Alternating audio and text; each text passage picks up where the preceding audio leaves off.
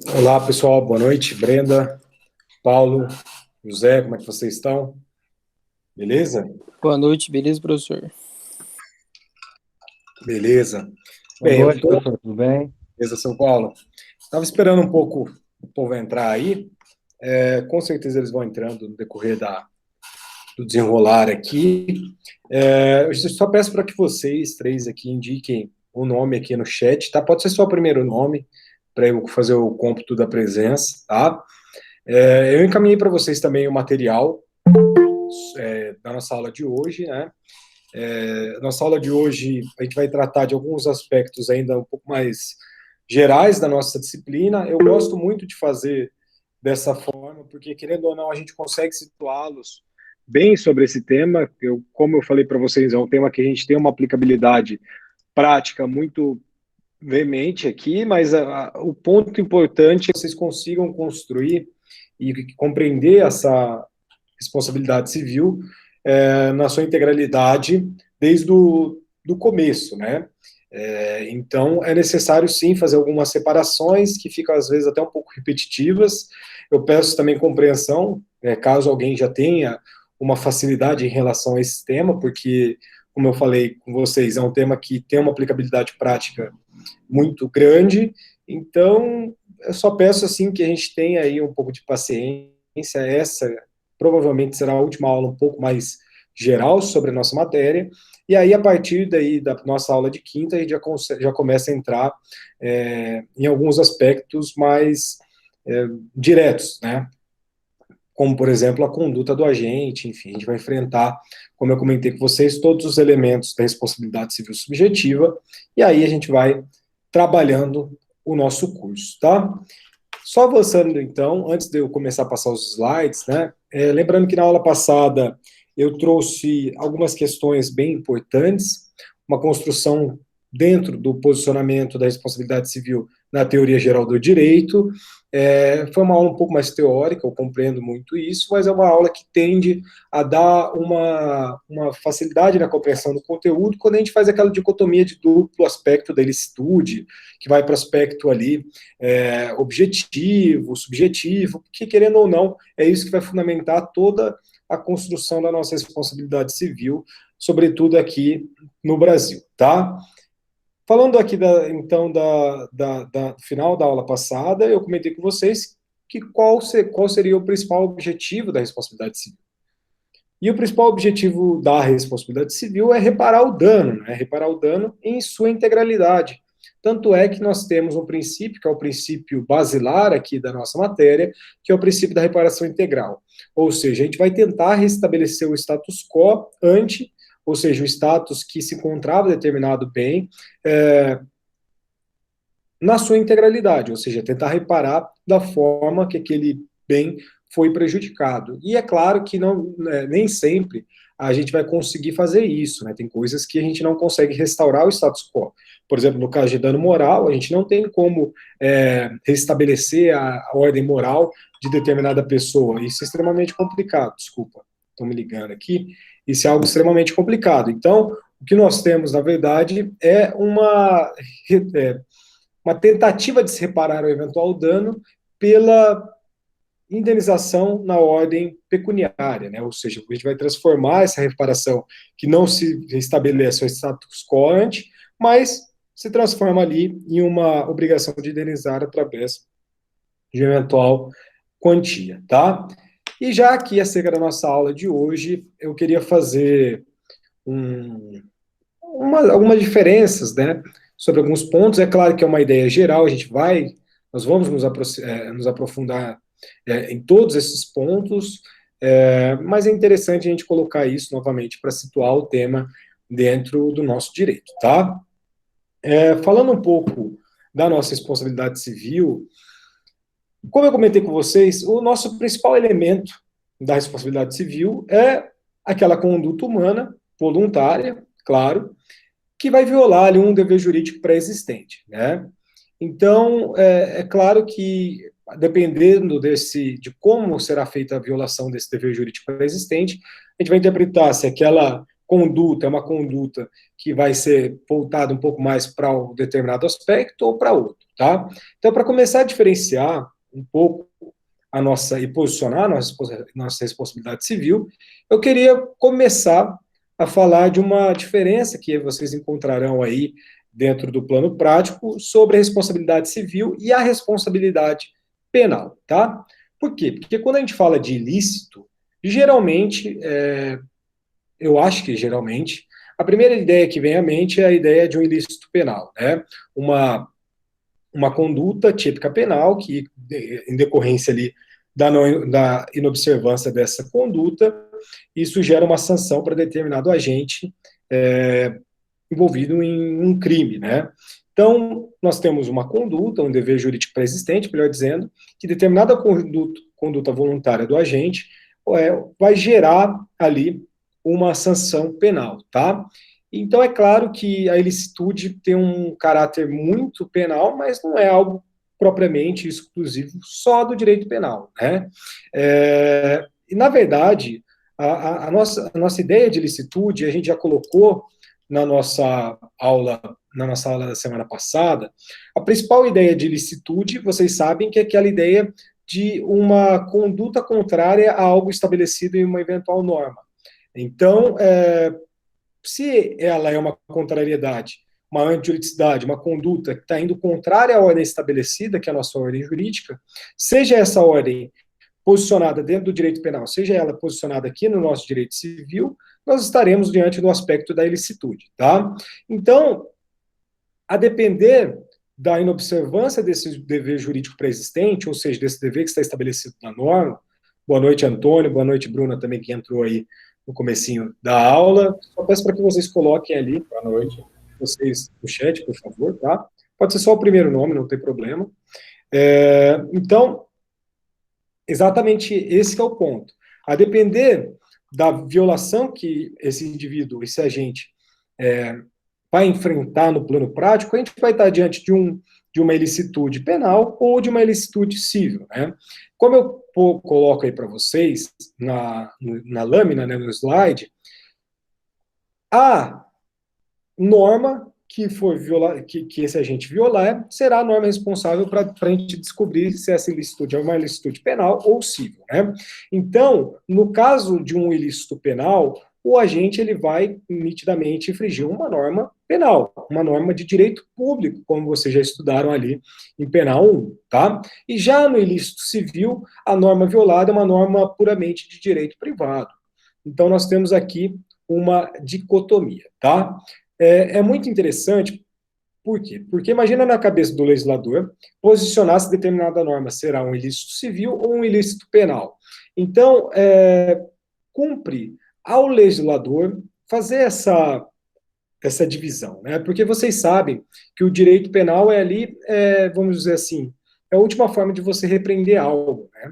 A gente tem várias formas de tentar prevenir, tutelar, assegurar um bem jurídico, e o direito penal ele tem de ser ali a nossa última esfera para tentar fazer com que algo não seja cometido por determinado agente, né?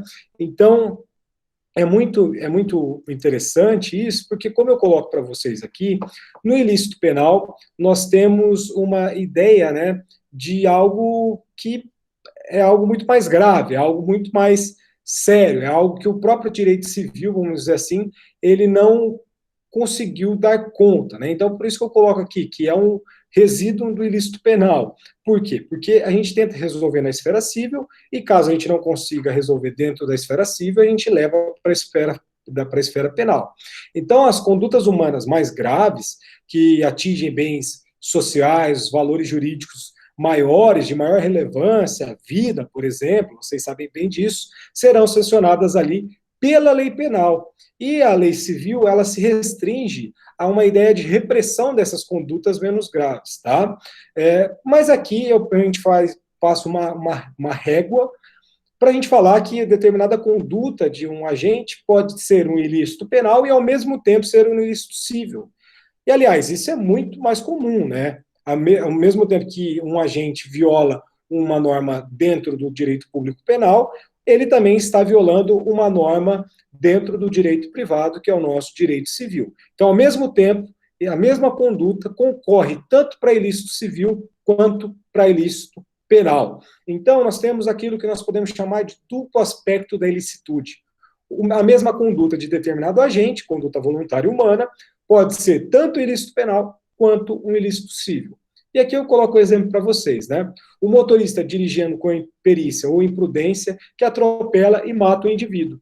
Nós temos dentro do nosso Código de Trânsito Brasileiro e também dentro do nosso Código Penal o homicídio culposo em decorrência ali do acidente de trânsito, né? É claro que pode, eu não estou falando, não vou nem me aprofundar aqui, né? Mas a discussão de dolo eventual, aqui nós estamos diante de uma ideia de culpa lato sensu, tá? Então, uma culpa expandida. Mas vamos colocar que o motorista está agindo ali com uma determinada imprudência e mata um indivíduo atropelado.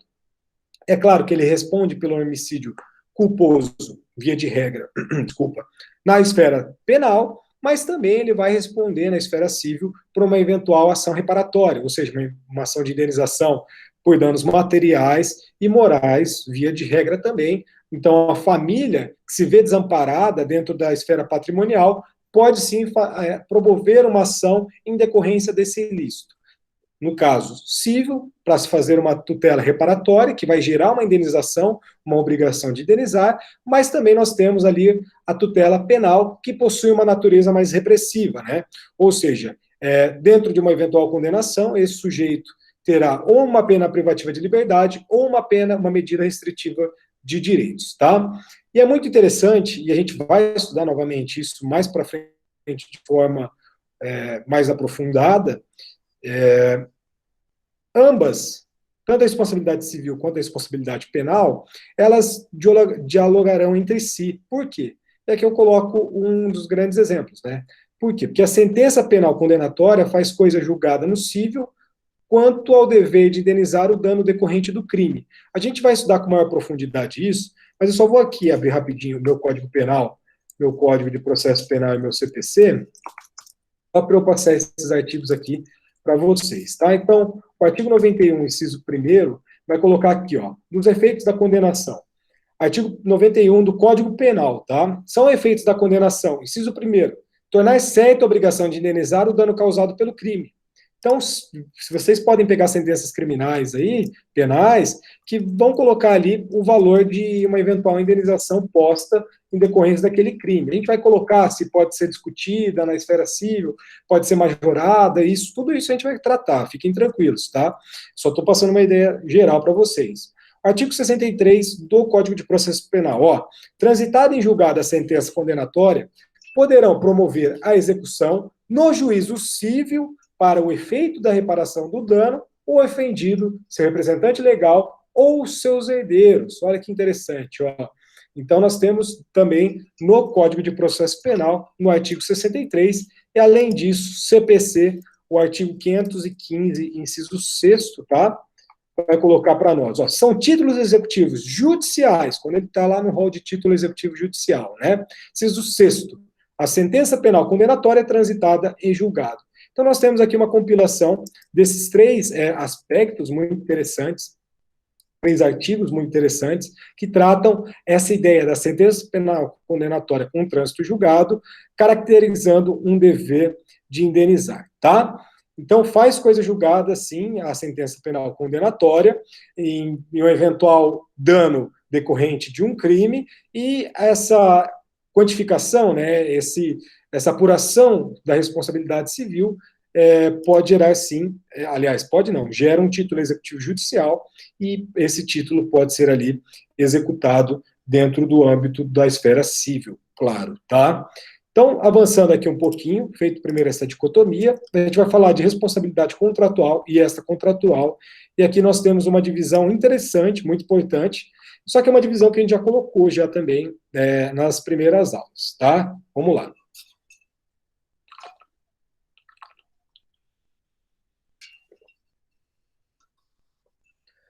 Bem, coloquei sempre para vocês que a nossa responsabilidade civil será aquele dever jurídico secundário, né, sucessivo.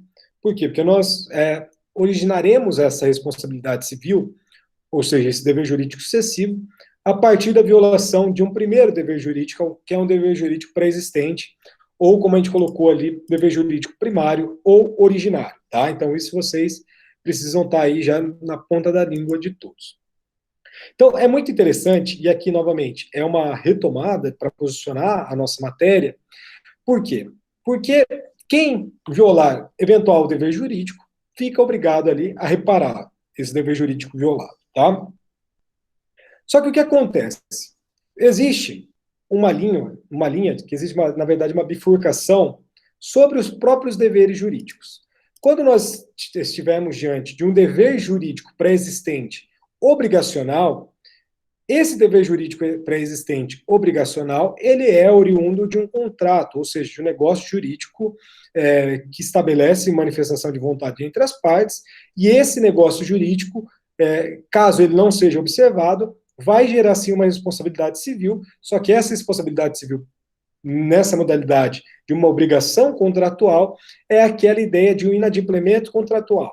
E o inadimplemento contratual a gente vai dar o nome de responsabilidade civil contratual, perfeito? Mas, como eu já falei para vocês também, quando nós estivermos diante de um preceito geral do direito, ou seja, a nossa própria lei e a violação dessa lei, nós teremos uma segunda modalidade de responsabilidade civil, que é a nossa responsabilidade civil extracontratual, ou aquilo que a gente já pactou também, que vai aparecer em concurso, vai aparecer em prova, que é a nossa responsabilidade civil aquiliana pela Lex Aquile, tá? Então, nós temos ali uma responsabilidade civil, ela será contratual quando ela é oriunda de um contrato, oriunda de uma obrigação, de um dever jurídico pré-existente nas duas modalidades, e vai ser a responsabilidade civil contratual, e nós temos a responsabilidade civil extracontratual, que ela possui origem ali dentro da própria lei, ou seja, do próprio preceito geral do direito. E aí a violação desse preceito geral do direito, né, melhor dizendo, vai gerar para nós a nossa responsabilidade civil extracontratual. Tranquilo?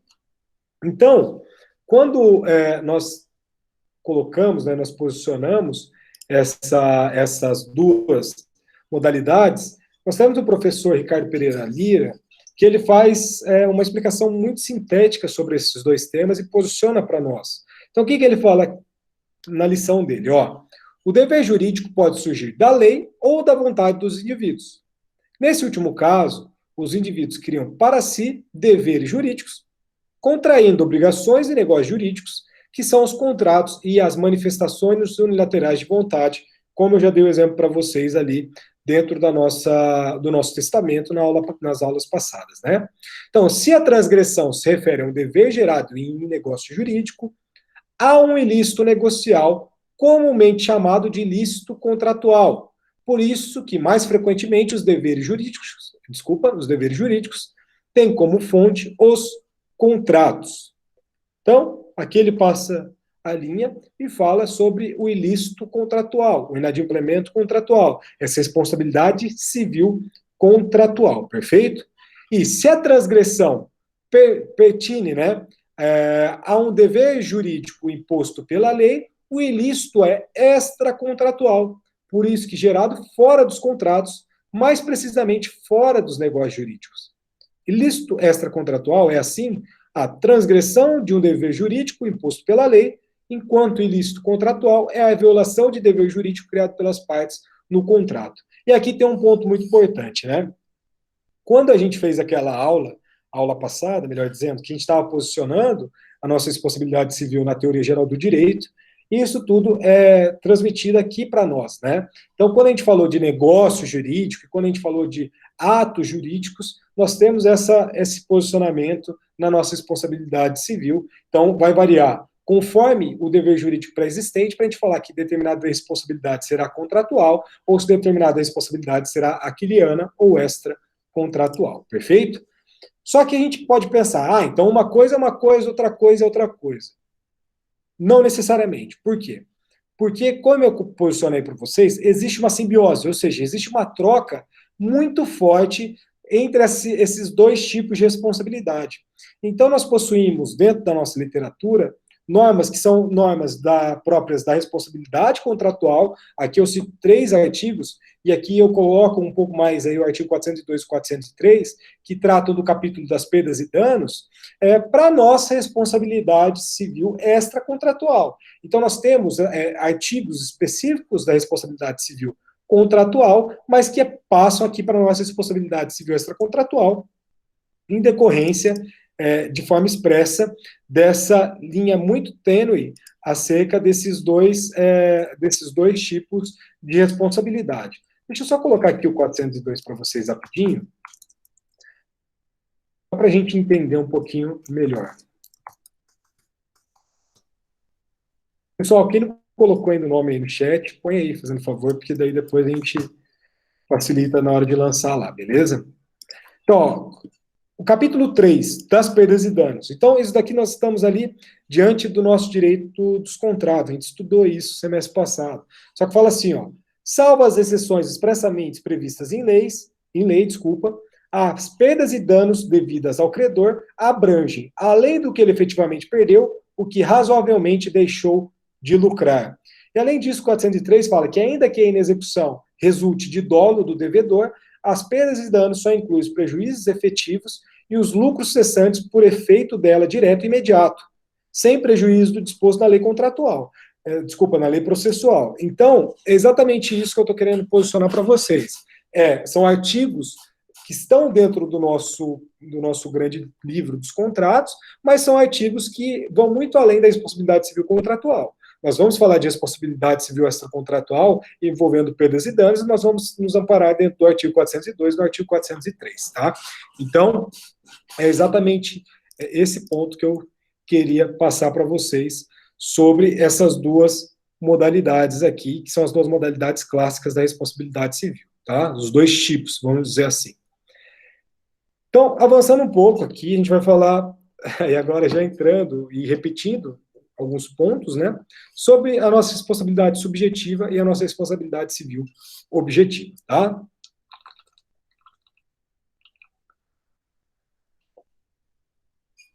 Como eu comentei com vocês, quando a gente pensa em responsabilidade, a gente tem uma linha muito específica sobre a culpa. Lembra que eu coloquei ali várias discussões, vários doutrinadores que discutiam ali que a culpa era o elemento fundamental da responsabilidade, só que daí tinha uma ideia de contrassenso, porque se a gente fala em culpa, a gente não teria responsabilidade civil objetiva, então a gente ficaria sem responsabilizar aqueles agentes que tinham uma conduta voluntária, que violavam o dever jurídico pré-existente. Então, assim, muito tempo a gente teve essa discussão, até coloquei para vocês se aquele duplo aspecto da ilicitude, toda aquela explicação, ela tenta dar uma clareada sobre esse tema, só que a culpa, querendo ou não, é a coisa que mais possui um vínculo com a nossa responsabilidade civil. Então, quando vai se pensar em responsabilidade, é nítido que a gente vai pensar em culpa, tá?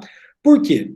Porque é claro que dentro do Estado Democrático de Direito, ninguém pode sofrer uma repressão, uma sanção, se essa pessoa não tiver uma reprovação dentro do seu juízo de conduta, né? Então, é claro que necessariamente essa pessoa tem que ter uma cautela dentro do seu agir, né? E aqui essa cautela a gente vai entender que a culpa é uma culpa, como eu coloco aí no slide para vocês, em sentido amplo, ou seja, em sentido lato sensu, em que vai além daquela ideia básica de imprudência, imperícia e negligência, a gente vai somar mais um elemento, que é o nosso elemento dolo, tá? Então, quando a gente pensar dentro da responsabilidade civil subjetiva, exposto no nosso artigo 186 do Código Civil de 2002, nosso antigo artigo 159 do Código Civil do Bevilacqua, é nítido que nós teremos aqui a ideia e a consagração do elemento culpa, tá? Então, quando a gente falar de responsabilidade civil subjetiva, a grande diferença com a responsabilidade civil objetiva, é claro que se nós nos aprofundarmos, teremos outras diferenças, né? Mas isso, num primeiro momento, não é adequado. Mas, basicamente, a grande diferença entre uma modalidade e outra é este elemento, o elemento culpa. Culpa estrito sensu, quando a gente falar de culpa estrito sensu, a gente está vinculando imprudência, imperícia e negligência, né, basicamente. E quando a gente fala culpa lato sensu, que é esse o código, o norte que o código dá dentro do artigo 186, e a gente vai trabalhar um pouquinho melhor esse artigo 186 ainda na nossa aula de hoje, nós estaremos falando, então, da culpa lato sensu, tá? Então, essa culpa estrito sensu mais o dolo. Perfeito? Só que é muito interessante, e a nossa primeira aula, depois, quando a gente passar da responsabilidade civil subjetiva, é uma das aulas mais interessantes, por quê? Porque a gente vai fazer uma construção histórica para justificar o porquê da existência da responsabilidade civil subjetiva, responsabilidade civil objetiva. Por quê? Porque dentro da aplicabilidade prática desse instituto, nós encontramos, né, uma série de obstáculos que impediam que determinado agente fosse responsabilizado, porque a vítima desse evento danoso era uma vítima que não conseguia comprovar, por algum motivo, que aquele agente que provocou aquele dano havia provocado aquele dano. Ou seja, é muito difícil comprovar que ele tinha feito aquele dano dentro de uma ideia de nexo causal, mas muito pior ainda quando a gente discutia a culpa. Por quê? Porque, imagina, se a gente reparasse somente com uma culpa do agente, a gente ia começar assim a bater em várias barreiras, né? Então imagina, a gente falar de responsabilidade civil do Estado, tendo que provar a eventual culpa do Estado. E é claro que aqui nos casos de omissão, como a gente já trabalhou em sala de aula, os casos de omissão do Estado, a gente vai estar ali diante de uma responsabilidade um pouquinho mais diferenciada. Só que imagina ter que comprovar, por exemplo, a culpa de determinado fornecedor quando a gente estiver diante do nosso Código de Defesa do Consumidor. Então, assim, o que aconteceu? Houve uma evolução dentro da doutrina jurídica, sobretudo nesses países que eu indico aí para vocês, Itália, Bélgica e principalmente na França. Eu vou trazer o exemplo que deu origem à teoria da responsabilidade civil objetiva, mas eu posso te adiantar que quando houve ali o maquinismo, ou seja, a nossa ideia de desenvolvimento industrial, nossa revolução industrial, outras tecnologias que entraram na nossa vida, densidade populacional dentro de centros urbanos, o êxodo rural, e todos esses movimentos que nós tivemos ali, sobretudo na Revolução Industrial, nós tivemos novas situações que não entravam, não eram mais possíveis serem encaixadas e subsumidas dentro dessa concepção de culpa em sentido tradicional. Então, ideias apareceram na Itália, Bélgica e principalmente na França, que sustentaram ali aquela ideia de uma responsabilidade civil independente do elemento culpa, ou seja, uma responsabilidade de determinado agente que era baseada numa teoria que, ao invés da teoria da culpa, era baseada em cima de uma teoria que a gente vai dar o nome de teoria do risco. Então, era o risco do desenvolvimento daquela atividade. Então, o risco da administração pública, o risco do fornecedor, o risco, enfim, do transportador, e aí a gente vai fazer todas as diferenciações aqui. Só que a ideia era exatamente essa, você tirar essa teoria de culpa, que era muito difícil de ser provada, a depender do caso prático, e colocar a teoria do risco, ou seja, uma ideia de que fundamentava a responsabilidade civil sem o elemento culpa, e a nossa legislação, ela também positivou, é claro, se eu estou falando dela, né, a responsabilidade civil objetiva, mas para determinados casos, né, para determinadas possibilidades práticas dentro do nosso ordenamento. Então, só para eu ilustrar um pouco para vocês, quando vocês pegarem o artigo 927 do nosso Código Civil, ele traz para nós o seguinte ensinamento. Aquele que prato ilícito, e aí ele faz menção ao artigo 186, que é aí nós temos o nosso corpo da nossa responsabilidade civil subjetiva. Só que ele cita também o artigo 187, que possui aquela ideia de abuso de direito, causar dano a outra e fica obrigado a repará-lo. E aqui, ó, é o parágrafo único que eu destaco para vocês. Haverá a obrigação de reparar o dano. Aqui que está o pulo do gato. Independentemente de culpa, e aqui também tem outro pulo do gato. Ó, nos casos especificados em lei ou quando a atividade normalmente desenvolvida pelo autor do dano implicar por sua natureza risco para os direitos de outrem. Então, aqui nós temos a tradução da nossa teoria do risco perante a nossa legislação brasileira, tá? Ou seja, atividade normalmente é desenvolvida pelo autor do dano, que por sua natureza vai implicar riscos para outrem. Então, riscos para outrem é a nossa consagração da teoria do risco, tá? Mais um exemplo aqui, artigo 931, ó.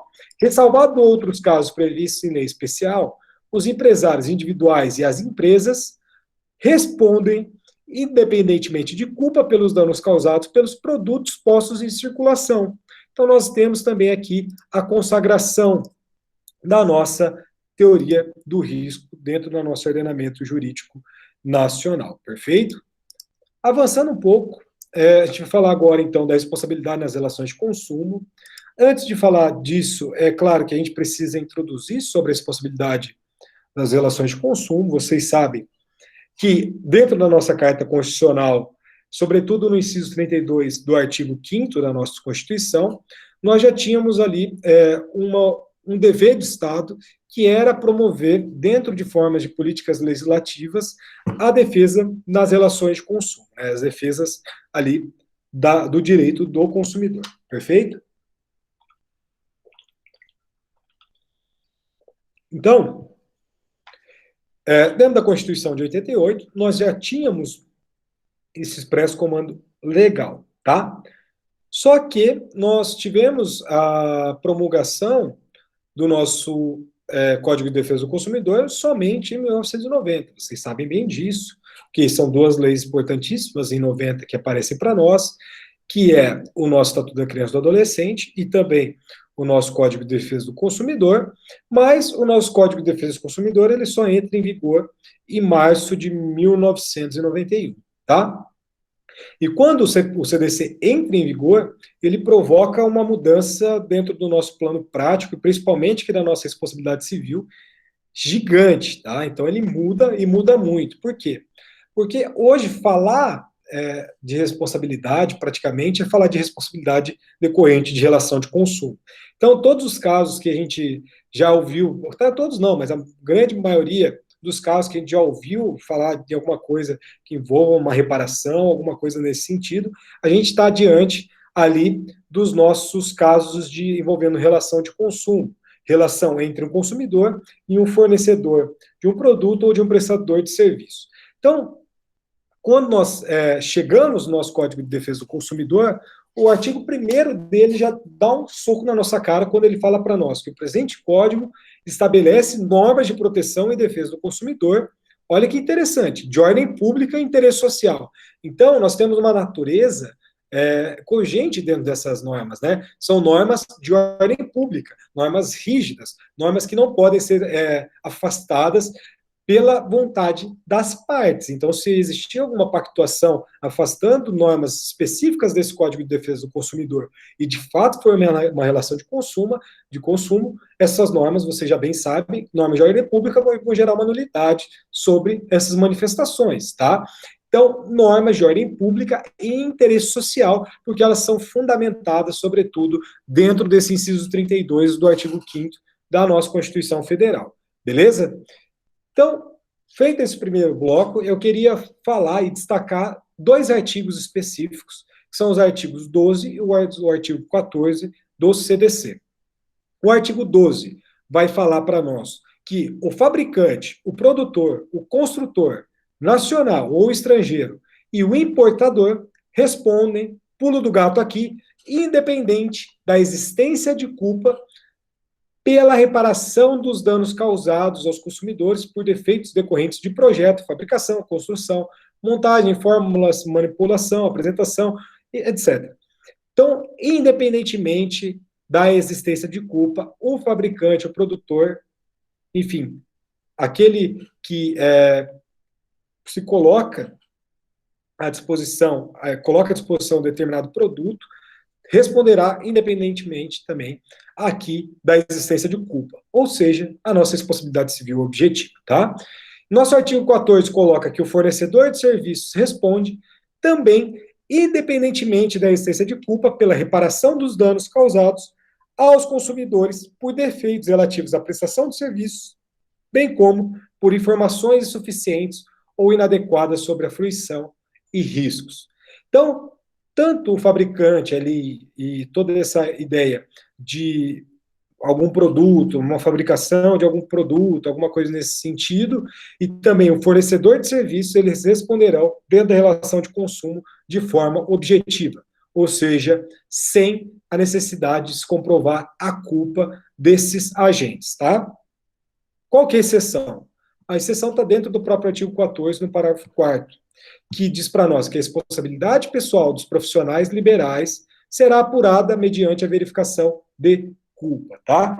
Então, quando a gente vai estudar muito isso, tá? Não, vocês não precisam ter pressa, a gente vai enfrentar isso, mas já adiantando que, como lá na nossa responsabilidade civil da administração pública, que eu falei para vocês, que ela é objetiva, mas em caso de omissão tem que provar a culpa do Estado e aí passa para ser uma responsabilidade subjetiva, que também nós temos uma regra geral, que é a regra geral da responsabilidade civil objetiva nas relações de consumo, mas existe uma exceção que, se nós estivermos diante de uma relação de consumo que envolva ali um profissional liberal, essa relação de consumo será ali, essa eventual reparação será discutida sob a égide da responsabilidade civil subjetiva, ou seja, necessitando, portanto, do autor comprovar a culpa desse agente, desse profissional liberal. Perfeito?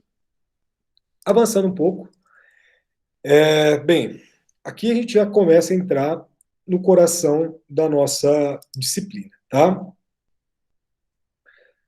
Como eu falei para vocês, a gente tem dentro desse artigo 186 do Código Civil a nossa Bíblia da responsabilidade civil. Então, se tem alguma coisa que a gente poderia aí destacar dentro do código, aliás, uma das várias coisas que a gente poderia destacar é o nosso artigo 186, por quê? Porque nós temos várias características dentro desse artigo que traz para nós como lição, tá? Então, primeira coisa que eu queria falar para vocês, que diante do aspecto da responsabilidade civil subjetiva, nós temos o que a gente pode chamar de elemento formal, que vai ser necessariamente a violação de um dever jurídico pré-existente, como a gente já verificou isso. Então, um elemento formal, violação desse dever jurídico pré-existente, e nós temos ali um elemento subjetivo. A gente fez essa diferença lá no duplo aspecto da ilicitude, a gente já fez essa diferença. E esse elemento subjetivo, ele pode ser a culpa dentro do aspecto estrito sensu, ou dolo, tá? E além disso, nós temos um outro elemento, que é o nosso elemento causal material, que é o dano e a respectiva relação de causalidade, tá? Então nós temos 3 elementos aqui, vamos dizer assim, que são os pressupostos da responsabilidade civil subjetiva. Então nós temos 3 elementos. O elemento formal, que é a violação do dever jurídico pré-existente, o elemento subjetivo, que é psicológico, que é a tensionalidade ou a intencionalidade desse agente, ou seja, dolo ou culpa estrito sensu, e um elemento causal material, que é o dano e a respectiva ponte com a relação de causalidade entre essa conduta e o dano, tá? 3 elementos. E o artigo 186, ele traz esses 3 elementos para nós de forma muito clara, tá? Então, quando a gente analisar o artigo 186, novamente, deixa eu pegar o artigo 186 aqui para vocês, só para a gente entender. Ó, aquele que, por ação ou omissão voluntária, negligência ou imprudência, violar direito, causar dano a outrem, ainda que exclusivamente moral, comete ato ilícito, tá? Então, quando a gente olha para esse artigo 186, nós vamos enxergar esses 3 elementos pontuados dentro dessa forma, ó. Conduta culposa do agente. Então, dentro do trecho, né, aquele que por ação ou omissão voluntária, negligência ou imperícia, né, imprudência. Então, nós temos, dentro dessa relação, a conduta culposa do agente, aqui é imprudência, tá? Negligência ou imprudência. Mas o que mais importa aqui é que a ideia de culpa lato sensu, tá? Então, aquele que por ação ou omissão voluntária, negligência ou imprudência, nós estaremos diante desse elemento conduta culposa do agente, tá? Segundo aspecto, nexo causal. Quando a gente olha esse trecho do artigo 186, nós temos um verbo, que é um verbo expresso dentro dessa breve oração, que é o verbo causar, tá? Então, o nexo causal, que vem expresso no verbo causar. E o dano, que é revelado nas expressões ali, violar direito ou causar dano a outrem, tá? Então, nós temos esses três elementos, esses três pressupostos da nossa responsabilidade civil subjetiva. Conduta culposa do agente, nexo causal e dano, tá? Então, é claro que a conduta, a gente vai ter uma noção ali, mas além da conduta, a gente vai ter uma conduta culposa desse agente, a gente estuda a conduta, a gente estuda a culpa, aí a gente estuda nexo causal e a gente estuda o dano para a gente enxergar os três elementos da nossa responsabilidade civil subjetiva, tá? Então, como eu já coloquei para vocês, quando nós estivermos diante de uma conduta humana voluntária, culposa, perfeito? Que for violadora de um direito de outra pessoa, de outra, né? E causar dano a essa pessoa, a gente vai estar diante do nosso chamado ato ilícito, tá? Então, novamente, uma conduta culposa que violar ali direito de uma outra pessoa e causar um dano a essa outra pessoa, nós estaremos diante do nosso ato ilícito. Então, conduta culposa dentro de uma violação de um direito, dentro da ideia de forma, elemento formal, e causar dano para esse sujeito, nós estaremos diante de um ato ilícito. E diante de um ato ilícito, nós vamos lá para frente, a gente sai do artigo 186, pulamos vários textos, né, vários títulos do nosso Código Civil, para a gente chegar no nosso artigo 927, que, como eu já coloquei para vocês, o nosso artigo 927 nada mais é do que o nosso título 9º, né, que é o nosso título da responsabilidade civil, só que é o capítulo 1º, que é da obrigação de indenizar.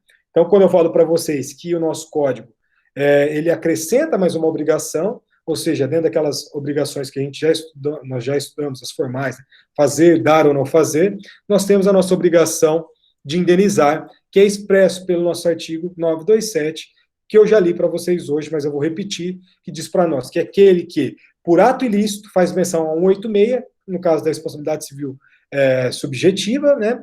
A gente tem um 187, que é abuso do direito, que é um ponto, um aspecto da nossa responsabilidade civil objetiva, tá? Causar dano a outrem, fica obrigado a repará-lo, tá? Então, violação de um dever, de um direito, nós temos ali, então, muito além daquele dever, às vezes, são deveres patrimoniais, pode ser honra, pode ser saúde, liberdade, intimidade, nome, imagem, a gente vai estudar todos esses direitos da personalidade, vai gerar um dano para alguma pessoa, mesmo que exclusivamente moral, e mesmo que exclusivamente moral, você será obrigado a indenizar essa pessoa, dentro, então, do artigo 186 e o artigo 927 do nosso Código Civil, tá? Dentro da nossa ideia de ilícito contratual, ilícito extracontratual, ilícito aquiliana, a ilicitude aquiliana, né? Eu tenho que destacar para vocês que os pressupostos da nossa responsabilidade civil contratual são iguais aqui à nossa responsabilidade civil extracontratual, tá? Só tem um ponto, que é um ponto específico, só que é um ponto específico da responsabilidade civil contratual, que, como vocês já bem sabem, é um ilícito contratual, ou seja, é um inadimplemento dentro da relação existente entre as partes, dentro desse negócio jurídico. Então, a nossa prova de culpa na nossa responsabilidade civil contratual, ela está limitada, vamos dizer assim, à demonstração de que eventual prestação estabelecida no contrato não foi cumprida, tá?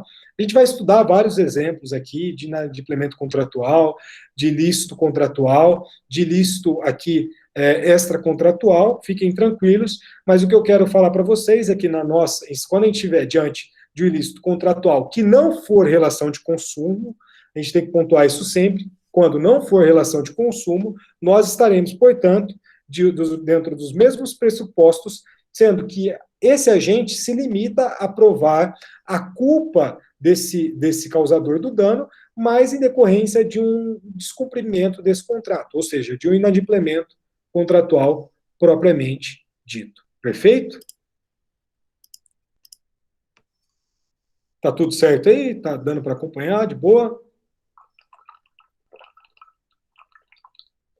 De boa, professor. Perfeito. Então, vamos lá.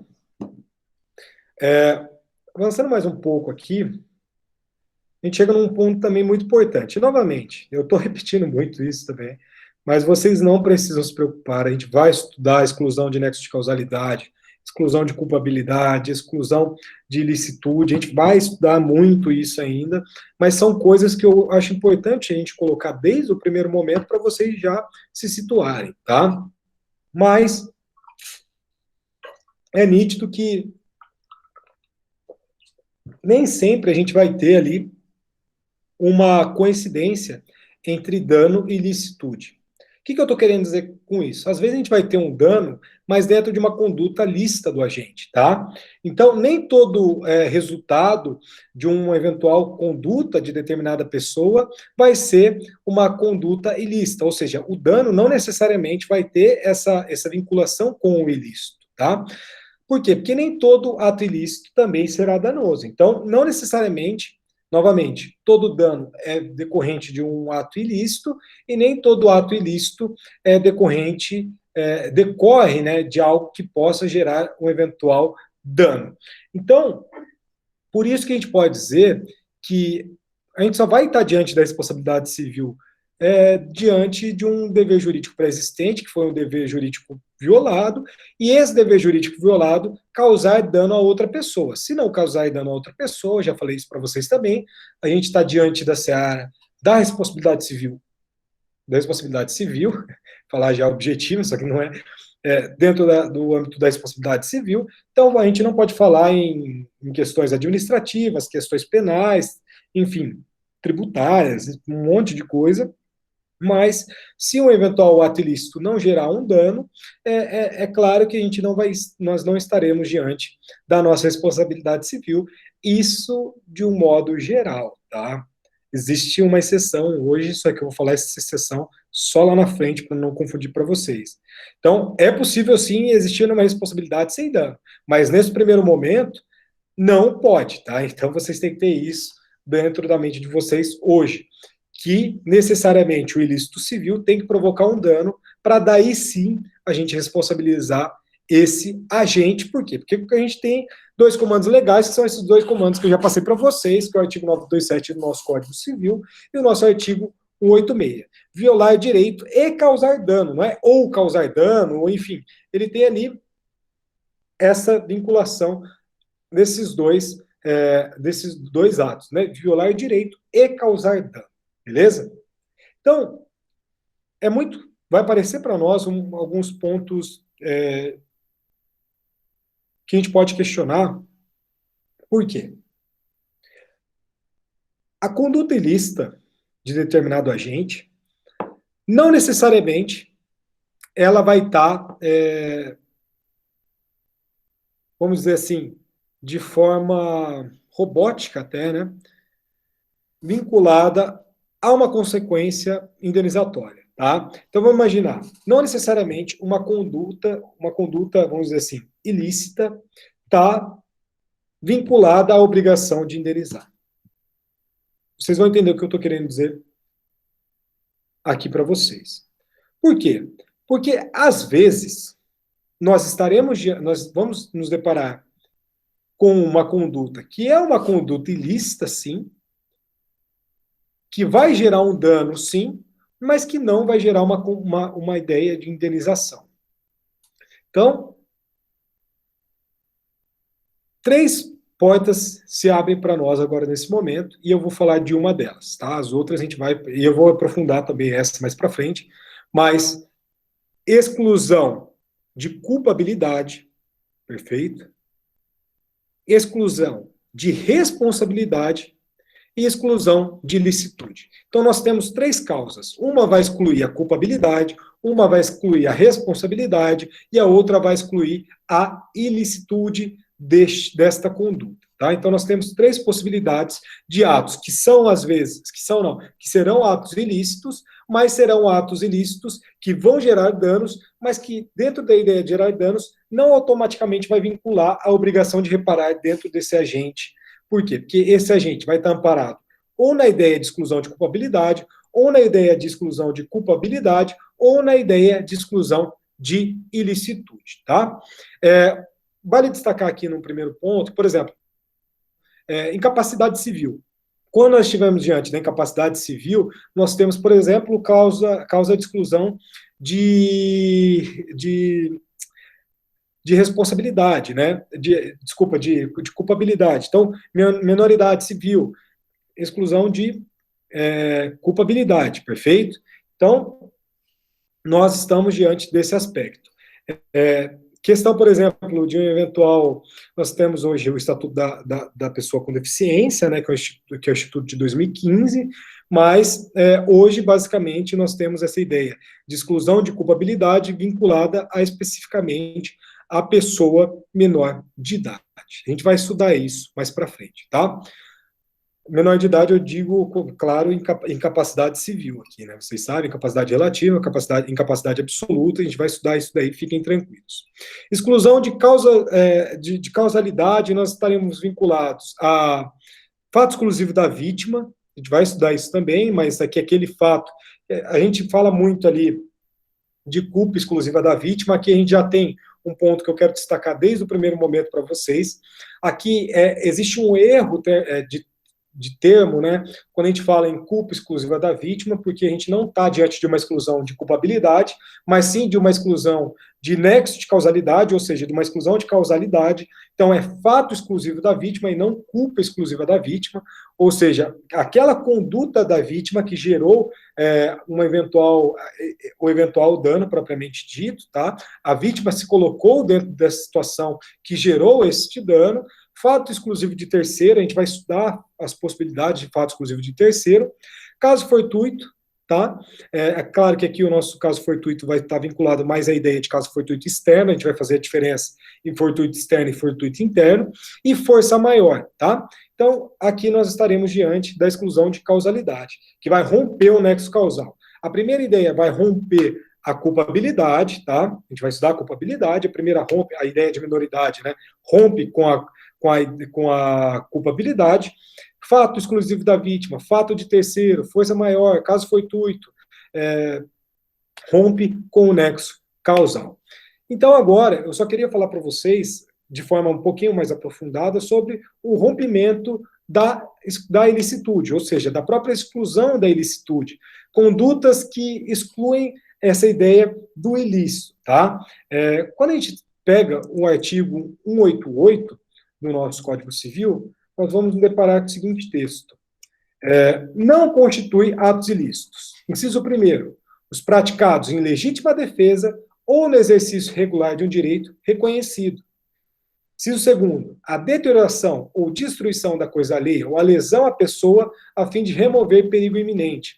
Então, depois eu vou falar um pouco desse parágrafo único, mas a gente tem esse artigo 188 do nosso Código Civil, que vai dar para nós a possibilidade de atos que não constituirão atos ilícitos quando praticados em legítima defesa ou no exercício regular de um direito reconhecido. Acho que vocês já estudaram um pouco esses elementos, são elementos que dialogam com o direito penal.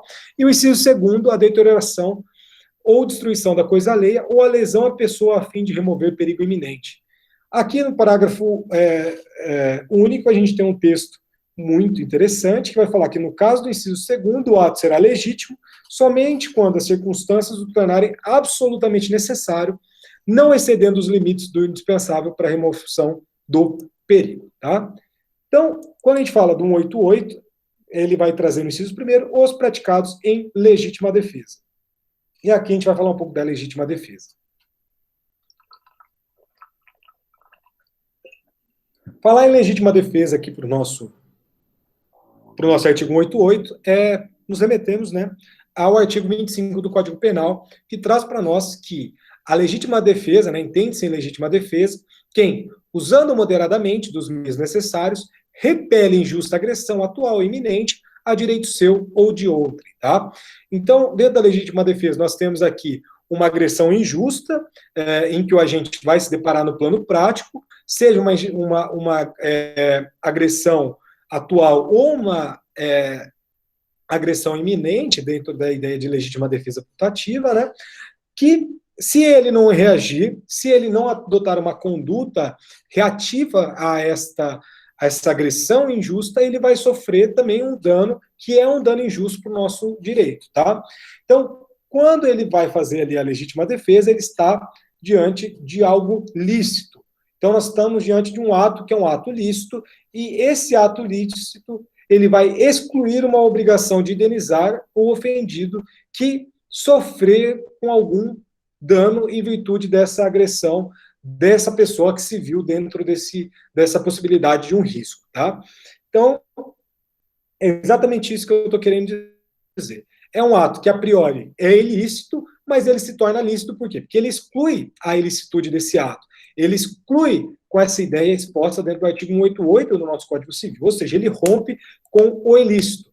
Determinada conduta que, a priori, era ilícita, que é gerar uma agressão física, algo nesse sentido, que vai gerar um dano, pode, enfim, gerar várias coisas, morte, etc. Vocês bem sabem a ideia da legítima defesa, de forma resumida e básica, que, a prioristicamente, geraria um dever de indenizar, mas que esse dever de indenizar, ele resta superado. Por quê? Porque a legítima defesa vai fazer ali uma transformação, vai virar a chave e vai excluir a ilicitude dessa conduta. Então, a legítima defesa faz com que este ato se torne lícito, beleza? Exercício regular do direito. Exercício regular do direito, a gente pode trazer aqui a lição do professor Sérgio Cavalieri Filho, que é a lição que eu acho que mais nos ensina sobre esse tema, sobretudo aqui na nossa responsabilidade civil, tá? Ele fala aqui, ó, exercício regular do direito é o direito exercido regularmente, normalmente, razoavelmente, de acordo com o seu fim econômico, social, a boa-fé e os bons costumes. Então, quem exerce seu direito subjetivo nesses limites, age licitamente. E o ilícito, e o lícito exclui o ilícito. Então, o direito e o ilícito são antíteses absolutas. Um exclui o outro. Onde há ilícito, não há direito. Onde há direito, não há ilícito. Vem daí que o agir em conformidade com a lei não gera responsabilidade civil, ainda que seja nocivo a outrem, como, por exemplo, a cobrança de uma dívida, a propositura de uma ação, a penhora numa execução forçada. Ou seja, você está exercendo regularmente esse direito subjetivo que é lhe conferido, e esse dever jurídico que lhe é conferido não vai gerar ali um ilícito, né? Então você vai agir em conformidade com a lei, e agindo em conformidade com a lei, você estará agindo diante da licitude dos atos, perfeito? Estado de necessidade, também a lição do professor Sérgio Cavalieri Filho, ele fala para nós que o estado de necessidade ocorre quando alguém deteriora ou destrói coisa alheia ou causa lesão em pessoa a fim de remover perigo iminente. Então, o ato será legítimo somente quando as circunstâncias o tornarem absolutamente necessário, não excedendo os limites do indispensável para a remoção do perigo, tá? Então, aqui nós estamos diante desse parágrafo único do artigo 188, e aqui, dentro da ideia de estado de necessidade, eu quero falar um pouco mais com vocês, perfeito? Deixa eu avançar aqui um slide. Por quê? Porque a gente vai se deparar, dentro da prática, com uma questão muito interessante, tá? Legítima defesa e estado de necessidade. A legítima defesa e o estado de necessidade, elas possuem uma similaridade muito grande, né? Então, dentro desses traços, que são traços que pertencem a ambos, nós temos que a lesão de um interesse alheia, né? E o fim de afastar um dano, perfeito? Mas aqui a gente vai fazer uma diferenciação, tá? Por quê? Porque a legítima defesa, ela vai exprimir para nós uma reação ou repulsa contra uma injusta agressão, enquanto o estado de necessidade ele possui uma essência no caráter de ação como ataque ou defesa contra um perigo não proveniente de agressão de outrem, tá? Então, aqui nós temos um ponto muito interessante. A gente vai estudar isso um pouco mais para frente, tá? Mas, quando a gente estiver diante da ideia do estado de necessidade e no estado de legítima defesa, algo nesse sentido, é possível que, mesmo em hipóteses remotas, o ato ilícito se transforme num ato que gere uma obrigação de indenizar. E aqui a gente abre o nosso próximo ponto da aula. Ó.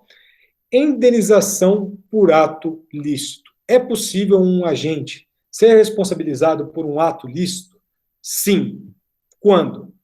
Artigo 929. Se a pessoa lesada ou o dono da coisa, no caso do inciso 2º do artigo 188, não forem culpados do perigo, assistir-lhe-ás a direito à indenização do prejuízo que sofreram. 929 faz menção ao inciso 2º do artigo 188. Qual que é o inciso 2º do 188? Vamos lá. Não constitui atos ilícitos a deterioração ou destruição da coisa alheia ou a lesão à pessoa a fim de remover perigo iminente. Então, aqui nós temos a remoção de perigo iminente nos casos, principalmente da legítima defesa e do estado de necessidade. Então, se a pessoa, agindo de tal forma, dentro dessas hipóteses de atos que se transformam em atos lícitos, mas elas causarem prejuízos a uma terceira pessoa, elas serão, sim, por mais que estivessem dentro do seio da licitude, o dever de indenizar. Então, elas têm, sim, o dever, a obrigação de indenizar. A gente vai entender um pouco mais isso, um pouquinho mais para frente também. Ó, artigo 930. Ó. No caso do inciso 2º do artigo 188, se o perigo ocorrer por culpa de terceiro, contra este terá o direito do autor à ação regressiva para ver a importância que tiver ressarcido ao lesado. Vamos tentar trabalhar aqui um exemplo com vocês, tá? Imagina que, sei lá, dentro de uma ideia de uma legítima defesa, você pula em alguma casa e, pulando em alguma casa, você vai lá e quebra o portão dessa casa, enfim, gera um dano para o proprietário desse imóvel, tá? Então, você, dentro de um estado posto, você está tentando ali se desvincular esse risco que está sendo colocado e você promove ali as medidas necessárias para que esse risco seja minimizado, perfeito? E você pula ali e acaba causando um dano para o proprietário deste imóvel. O que o artigo 929 traz para nós? A possibilidade deste proprietário do imóvel entrar com a sua ação, com uma ação reparatória contra você, que era a pessoa que estava agindo ali, vamos supor, em uma legítima defesa, e você será, assim, obrigado a reparar ali essa destruição desse muro. Então, mesmo que você estiver agindo em uma eventual legítima defesa, você poderá ser, sim, responsabilizado quando você causar dano a uma pessoa que não colocou você nessa situação de perigo, tá? E o artigo 930, ele traz aquela ideia de ação de regresso, né? Ou seja, você será responsabilizado dentro dessa ação, mas é nítido que você pode entrar com uma ação de regresso para você reaver, né, essas despesas que você colocou ali, que você despendeu em decorrência deste ato que você praticou em legítima defesa, mas que causou dano a outra. Então, vamos supor, eu sou proprietário do imóvel, o meu vizinho ele pula na minha casa, causa o dano, eu posso entrar contra o meu vizinho e o meu vizinho pode entrar com uma ação de regresso para daí cobrar desse eventual meliante que estava ali causando esse estado de risco para ele, perfeito? Então, nós temos a possibilidade da indenização, mesmo em decorrência de um ato lícito. E aí vocês falam, meu Deus, agora eu fiquei louco, né? Porque o professor estava até agora falando que nós só falaremos em responsabilidade civil mediante a violação de um dever jurídico pré-existente, que uma conduta humana voluntária, que vai gerar ali um ato de responsabilização, e a gente dá o nome disso para ato ilícito. Então, a gente tem uma discussão da doutrina de clássicos, Carlos Alberto da Mota Pinto, ele vai falar para nós, ó, que poderá parecer, prima facie, paradoxal, que o direito considere um ato como... aqui ele é português, esse autor, tá? Então por isso que tem ali acto, né? Mas um ato como lícito e impõe ao seu autor a obrigação de indenizar outrem. Tal situação é, sem dúvida, excepcional, mas não é de forma alguma contraditória. Pretende-se, em tais casos, compensar o sacrifício de um interesse menos valorado na composição de um conflito teleológico, porque uma prevalência absoluta e total do interesse oposto seria injusto, e os danos nessas hipóteses, expressamente reconhecidas pela lei da responsabilidade por atos lícitos, não são causados por uma atividade contrária ao sentido em que o direito resolveu o conflito de interesse. Então, a atividade do agente aqui, né, é segundo ius, ao contrário do que sucede no ato ilícito, em que o comportamento rebelde do agente lesa o interesse que o direito que quer fazer prevalecer. Então, apesar do caráter conforme ao direito da atuação do sujeito, pareceu excessivo não dar à pessoa sacrificada uma reparação. O professor Clóvis Bevilacqua, que é ali nosso grande mentor do Código de 1916, ele traz para nós a seguinte lição. Qual é a ideia dominante nessa construção jurídica? Ou seja, da possibilidade de uma indenização por ato ilícito? É que todo dano deve ser reparado independente de culpa ou dolo. Intervindo culpa ou dolo, tem-se o ato ilícito e o agente culpado ou doloso responde pelo prejuízo causado. Não havendo culpa ou dolo, o agente é, ainda assim, obrigado a indenizar, salvo quando a outrem se deve atribuir a culpa do ato danoso. Então, se o culpado é o próprio dono da coisa deteriorada ou destruída, afasta-se então a ideia de indenização. Ele sofre as consequências da sua culpa, aqui ele faz menção ao artigo 1519, né? Enfim, código antigo. Se o culpado é terceiro, o agente indeniza quem for prejudicado, mas vai haver de quem, por negligência ou má-fé, criou a situação, a quantia que foi constrangido a pagar. O encadeamento das ideias é lógico e tem fundamento ético bem claro. Aguiar Dias vai falar para nós que a obrigação de reparar surge da simples violação injusta do status quo. Então, não é justo que o terceiro em quem recai o resultado do ato necessário sofra prejuízo para permitir que dele se livre aquele a quem o dano foi digerido. Galera, aqui está um ponto importante. Quando eu falei para vocês que o nosso princípio basilar da responsabilidade civil, o princípio da reparação integral, é nítido que mesmo que determinado agente esteja ali agindo de forma lícita nesses casos de excludente de ilicitude, ele vai ser obrigado a reparar o dano. Por quê? Porque o nosso código, ele estabeleceu esse princípio como princípio basilar, a pedra de toque. Por quê? Olha que importante essa frase do professor Aguiar Dias. Não é justo que o terceiro em que recai o resultado do ato necessário sofra prejuízo. Aqui está o ponto. Esse terceiro ele precisa ser amparado. E ele precisa ser amparado da melhor forma possível. Se a pessoa está lá, de boa na casa dela, e aí está acontecendo alguma coisa que a pessoa está dentro de algum estado de necessidade, ela não pode ficar sem a sua reparação deste ato que gerou um prejuízo para ela. Então, a gente precisa reparar essa pessoa da melhor forma possível. O código permite que a pessoa entre diretamente com esse agente que estava agindo de forma lícita, mas ali em decorrência de uma eventual legítima defesa, por exemplo. E aí ele vai se virar para entrar com a ação de regresso, tá?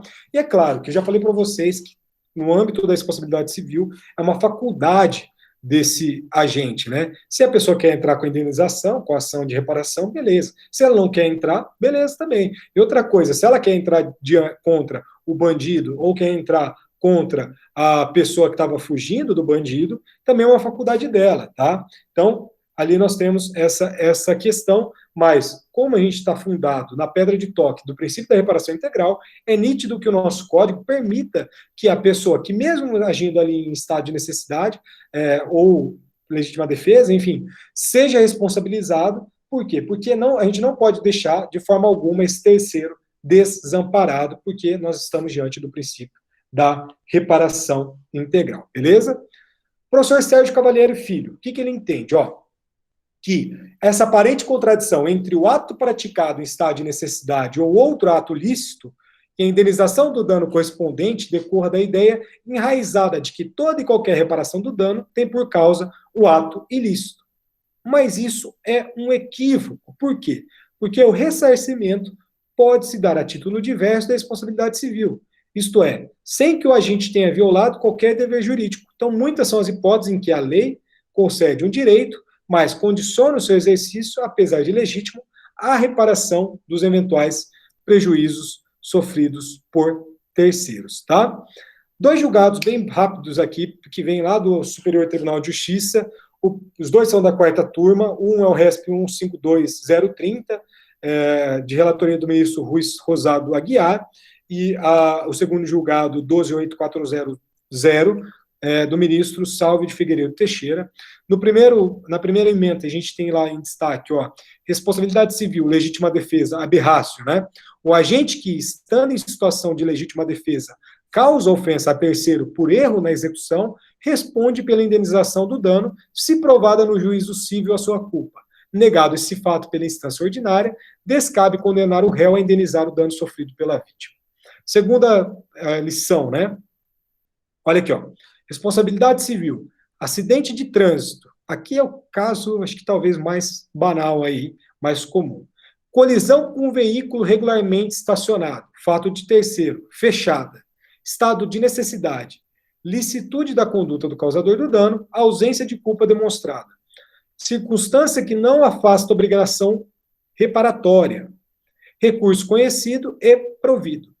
1. O motorista que, ao desviar de fechada provocada por terceiro, venha colidir com o automóvel que se encontrava regularmente estacionado, responde perante o proprietário deste pelos danos causados, não sendo elisiva da obrigação indenizatória a circunstância de ter agido em estado de necessidade. Em casos tais, ao agente causador do dano assiste tão somente o direito de regresso contra o terceiro que deu causa à situação de perigo. Então, está lá, o carro está parado, fechou, o proprietário do automóvel pode entrar contra esse cara que fechou ali para desviar de uma eventual colisão, e esse cara que fechou, ou seja, que estava desviando de eventual colisão, ele estava ali agindo dentro de um estado lícito, mas ele somente caberá a ele o direito de regresso contra essa pessoa que o fechou, beleza? Então, para a gente fechar aqui, a gente finalmente tem esse quadro, né? Aqui eu coloquei quando, mas aqui na verdade é quadro sinótico, né, da responsabilidade civil. É isso que a gente estudou, e aliás, estudamos não, é isso que eu falei um pouco, e é isso que a gente vai estudar a partir da nossa aula de quinta-feira. A nossa responsabilidade civil, a gente coloca ela em responsabilidade civil extracontratual. Dentro da responsabilidade civil extracontratual aquiliana, nós subdividiremos ela também em subjetiva, baseada no artigo 927, que é a obrigação de indenizar, e o artigo 186, que são os nossos elementos, nossos pressupostos da responsabilidade civil subjetiva, que a gente vai falar de culpa presumida e culpa provada, mais para frente também, fiquem tranquilos. Falaremos da responsabilidade civil extracontratual objetiva em quais casos? Abuso do direito, que é o nosso artigo 187, que é um dos artigos mais bonitos do Código Civil. Atividade de risco, que tem uma vinculação com o fato do serviço, que é fundamentado no artigo 927, parágrafo único. Fato do produto, artigo 931. Fato de outrem, 932 e 933. Fato da coisa, 936, 938. Responsabilidade extracontratual objetiva do Estado e dos prestadores de serviços públicos. É interessante que isso vai estar lá na nossa Constituição Federal, no artigo 37, parágrafo 6º.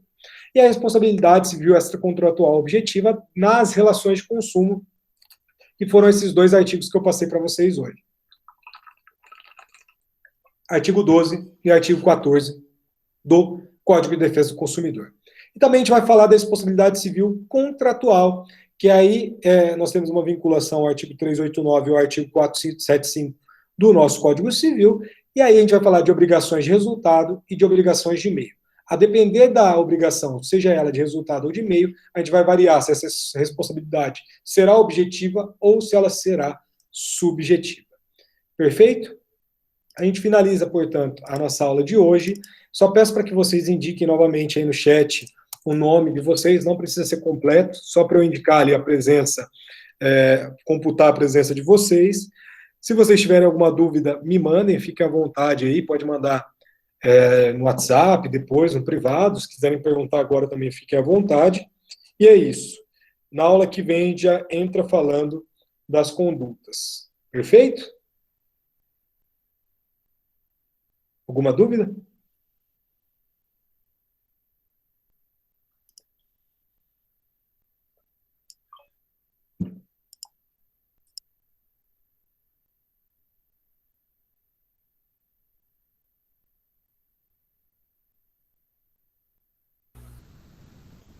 Tranquilo, professor. Boa noite.